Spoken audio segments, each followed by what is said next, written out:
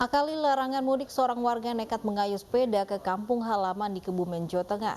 Hal ini karena tidak adanya angkutan mudik menyusul larangan mudik dari pemerintah.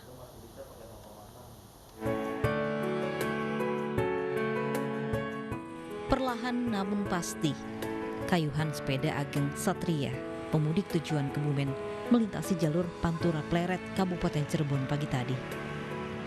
Perantau yang bekerja di Tangerang ini sudah 3 hari menempuh perjalanan mudik menuju kampung halamannya di Kebumen, Jawa Tengah. Ditemani sepeda kayu usangnya, ia berkendara seorang diri dengan membawa peralatan kerja dan burung peliharaannya. Saat lelah mendera, ia beristirahat melemaskan otot sambil memastikan kondisi tunggangannya. Hal ini demi menjamin kelancaran mudik perdananya dengan sepeda. Selain karena hobi, mudik dengan sepeda dipilih karena tidak adanya angkutan mudik yang beroperasi melayani penumpang. Karena habis dilarang, travel dilarang ya terpaksa kita demi keluarga kita pulang. Ini sendirian, Pak? Ya. Ini dampak larangan mudik berarti, Pak ya? Ya. Ageng menargetkan Senin dini hari ia akan sampai di kampung halaman dan melepas rindu pada keluarga tercinta. Sisa jarak 200 km lebih akan ditempuh dengan penuh semangat. Dari Cirebon, Jawa Barat, To Iskandar, iNews melaporkan. Pemirsa, hujan deras yang melanda kawasan Cikarang dan Karawang malam hingga pagi tadi membuat ratusan pemudik motor lolos dari penyekatan. Akibatnya jalur Pantura Arjawinangun Cirebon dipadati pemudik motor. Iring-iringan pemudik motor mulai memadati jalur Pantura Arjawinangun Cirebon pagi tadi. Jumlah pemudik motor yang melintas di kawasan ini meningkat sejak dini hari. Mereka berhasil lolos dari penyekatan di kawasan Cikarang dan Karawang berkat hujan deras yang menderas sejak Sabtu malam.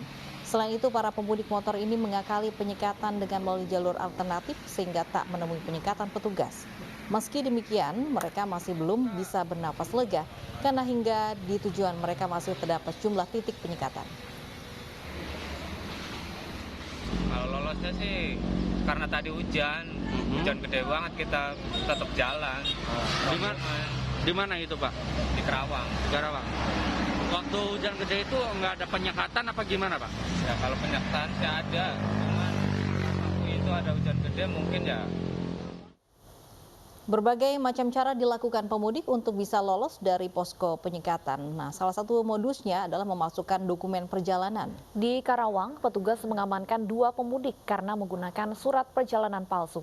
Sementara di Bandara Internasional Jenderal Ahmad Yani Semarang, seorang pemudik ditangkap polisi karena menggunakan surat PCR palsu.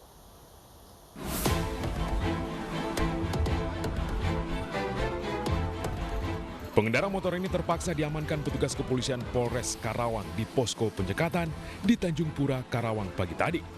Ia mencoba mengelabui petugas dengan menunjukkan surat tugas dari salah satu BUMN, yaitu Jasa Marga. Dalam isi suratnya, diduga sengaja dipalsukan agar kedua pemudik tersebut bisa lolos dari penyekatan yang dilakukan oleh petugas. Rest area kilometer 575. Ya, 575. Kemudian saya tanya, katanya bilang asli, tapi saya baca screening dari awal 8 Mei, tapi di situ sana 8 Mei. Kemudian ini kelihatan juga scan-scanan. Ini ditambahkan ini menggunakan aplikasi di komputer. Kemudian tanggalnya ini Ngawi 6 Juni, padahal ini belum, waktunya masih lama, 6 Juni. Harusnya surat ini dikeluarkan ya sebelum bulan Mei. Oh, sekarang tanggal 8 ya keluarnya tanggal 6, tanggal 7, seperti itu. Pemudik yang datang dari arah Bekasi menuju kampung halamannya di Kudus, Jawa Tengah itu mengaku surat tersebut diperoleh dari seorang temannya. Namun setelah dicek oleh petugas, ternyata surat izin perjalanan tersebut adalah palsu. Kerja? Hah? Ya, kerja apa aslinya? Ekspedisi. Ekspedisi? Iya. Kamu punya ide buat memasukkan Jasa Marga ini gimana? Saya nggak tahu itu. Katanya dibuatin. Iya, bisa mudik. Iya, Pak. Akibat perbuatannya, kedua pemudik terpaksa dibawa ke Mapolres Karawang untuk dilakukan pemeriksaan lebih lanjut. Sementara warga Banten yang bekerja di Semarang terpaksa digelandang ke kantor polisi. Ia memalsukan dokumen hasil tes PCR saat akan menggunakan penerbangan maskapai Garuda di Bandara Internasional Jenderal Ahmad Yani, Semarang. Kecurigaan petugas bermula saat pelaku menjalani pemeriksaan dokumen oleh petugas kantor kesehatan pelabuhan KKP Bandara. Kemudian kami hubungi dari lab, ya. Dari lab menyatakan bahwa lab baru buka pukul 8 pagi. Lab baru buka pukul 8 pagi, dan itu sangat tidak mungkin hasil swab PCR sudah bisa beliau bawa pagi untuk terbang ke Jakarta. Kemudian setelah ditelusuri dan di cross-check ke laboratorium yang tertera, ternyata nama pelaku tidak tercantum karena tidak pernah melakukan tes di tempat tersebut. Terbukti melakukan pemalsuan dokumen, pelaku kemudian digelandang ke Polsek Semarang Barat. Akibat dari perbuatannya, pelaku dijerat dengan pasal 263 KUHP tentang pemalsuan surat dengan ancaman hukuman 6 bulan penjara. Tim Liputan iNews melaporkan. Pemirsa, di saat petugas memperketat pemeriksaan penyekatan jalur mudik di sejumlah titik, ratusan warga negara asing asal Cina melenggang masuk ke Indonesia. Sabtu pagi 157 WNA asal Cina tiba di Bandara Soekarno-Hatta, Tangerang, Banten dengan pesawat Cina Southern Airlines dari Guangzhou.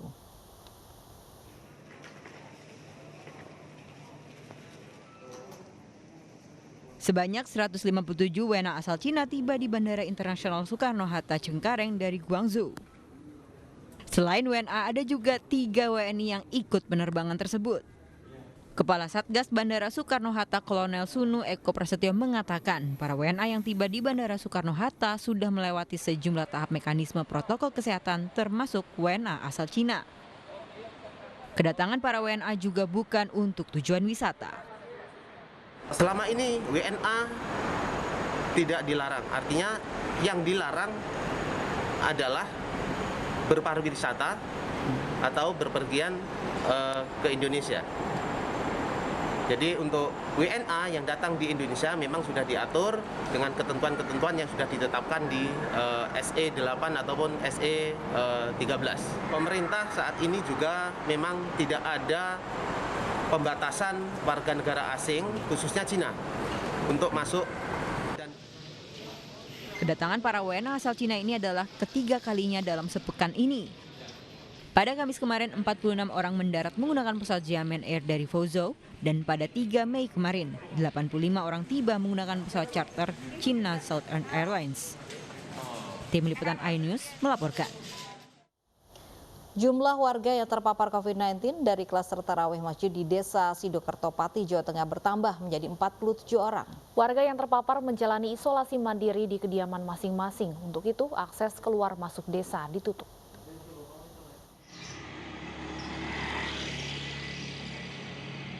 Akses keluar masuk Desa Sidokerto Pati, Jawa Tengah untuk sementara ditutup.